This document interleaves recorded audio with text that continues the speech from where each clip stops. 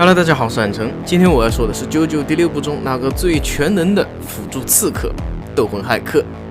他是监狱闺蜜组中既具有远程输出，又保持近距离格斗，同时能修复伤口、获取情报、复数分裂、寄生控制、断臂再生、4次元口袋、坦克担当。同时，他也是JoJo中除了伊吉之外第2个主角团中非人类生物。准确的来说，他应该算是魔物娘才对。说到 FF 的来历啊，这还得讲一讲JoJo里的传统。遇到队友见面先打一架，拳脚交流抵得上千言万语，至交至友必然伴你一路前行，随后用生命的力量让你继续你的道路。自然了， FF 见面呢也是一样，神父当初为了阻止空调徐伦2人，将一张替身光碟斗魂骇客插入了水中，而在那片池塘中蕴含着大量的浮游生物。这些浮游生物便被这张光碟所聚集在了一起，而这张光碟也赋予了这些浮游生物智能和替身能力，所以 FF 可以说是JoJo史上第一个替身和本体异形同体的任务。替身就是本体，本体也就是替身。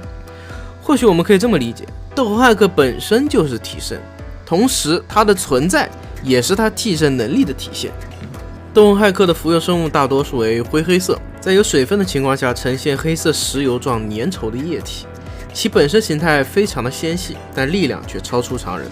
它的速度极快，不论是奔跑还是攻击速度都远超一般替身。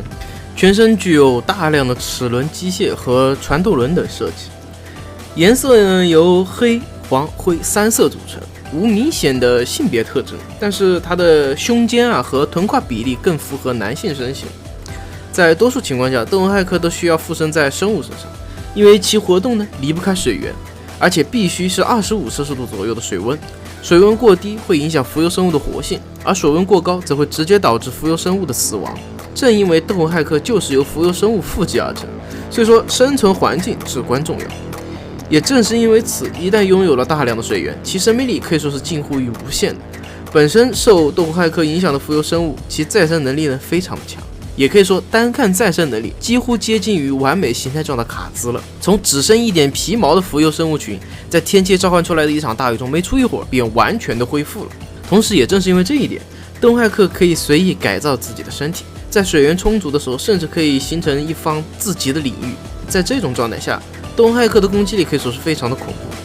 但同时，它的弱点呢也非常的明显，遇到任何干燥或者说是渗水性比较强的物体，它便会被吸取水分，这样一来被吸收掉的部分呢便会溃散脱落。在它水分充足的情况下，可以将自身寄生在附属生物的体内，尸体也能做到哪怕是被炸碎了的尸块也可以复原，并且用来伪装。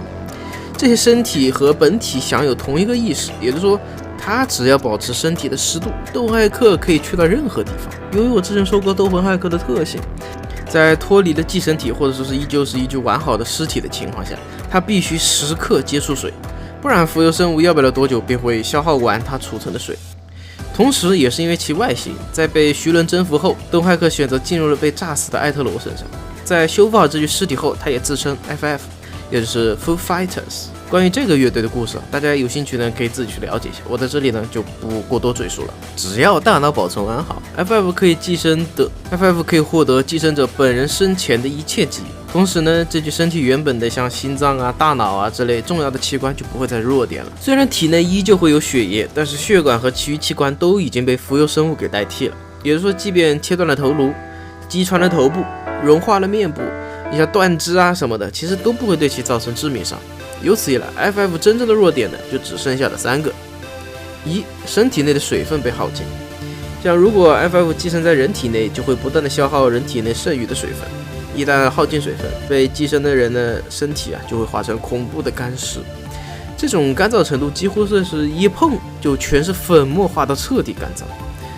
而如果是没有宿主身躯的情况下，浮游生物暴露在空气中，它本体化的状态则需要视水分储量而定。在水分充足的情况下，它不但不用担心性命，还能用来形成战斗领域。而一旦是被迫离开宿主的躯壳，暴露在空气中的 FF 只能存在大约1分钟左右，便会彻底的干枯后死亡。2. 司令塔被破坏。FF 寄生在死亡生物的体内后其重要器官就不再是弱点了，对吗？然而 FF 本身其实算是有头颅的。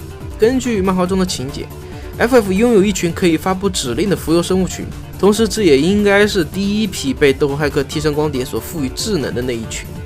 司令塔并不一定在头部哈，根据需要呢，也可以说是在背部或者说是在腰部。FF 可以利用这一点来舍居保帅。自然的，如果说是光碟被去除那也就意味着失去了司令塔。3. 体温失常，即便是身体内存在足够的水源，也必须保证其温度。你比如说像电击火焰之类的，一旦让 FF 体液增高到足以灭杀浮游生物群的程度， FF 就会瓦解。自然的，如果说是类似于低温的物体，它会和人类一样 ，FF 很快的就会被冻结。不过呢，由于浮游生物的特性，它不会立即的死亡，所以说 FF 的特性不但可以让其自我愈合，还能帮助他人愈合伤口。不过呢，这个愈合其实并不能媲拟黄金体验的那种制造部位更不能和疯狂钻石那种最温柔的能力相提并论。不过呢，相比徐伦那种硬核缝合伤口，我觉得要好的很多。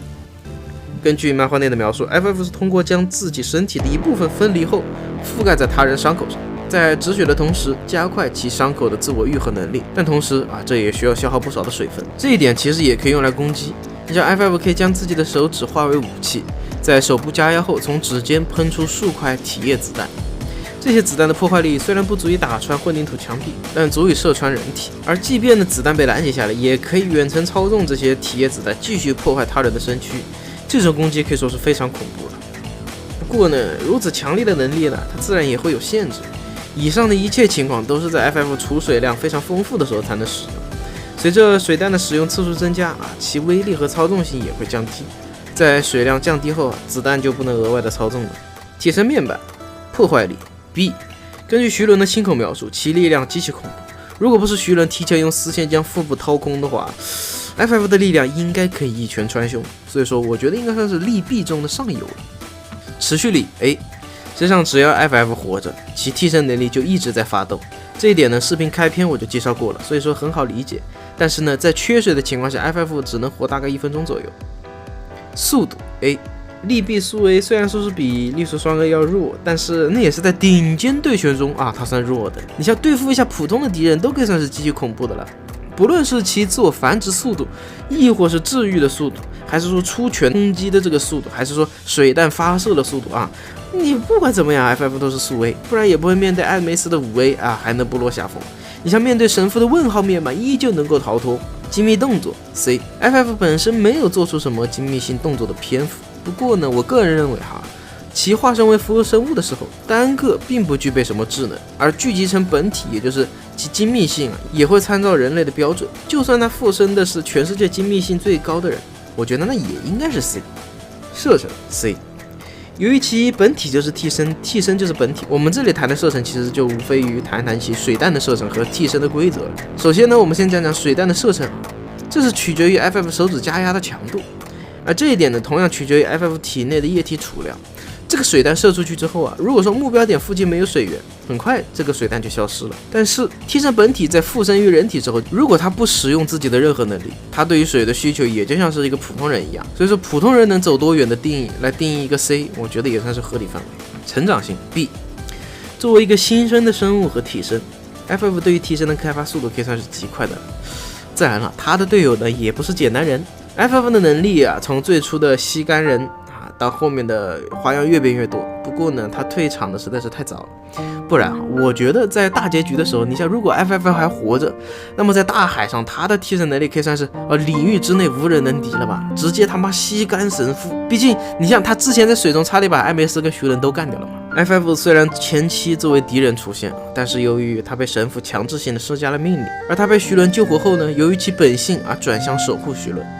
即便他知道打败神父后他也会消失，更是在安纳苏决定牺牲自我保护徐伦之后，他也决定牺牲自己保护安纳苏。对他来讲，最令自己恐惧的其实并不是死亡，因为他知道只要自己的光碟不被神父收回，即便在插入水中也能复活。他担心的是自己的智能。对于他来说，这短暂时间内的奇妙冒险就是他存在的证明。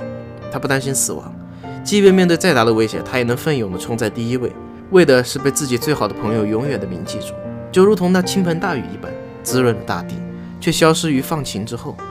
不变的是那潮湿的空气和爽朗的阳光。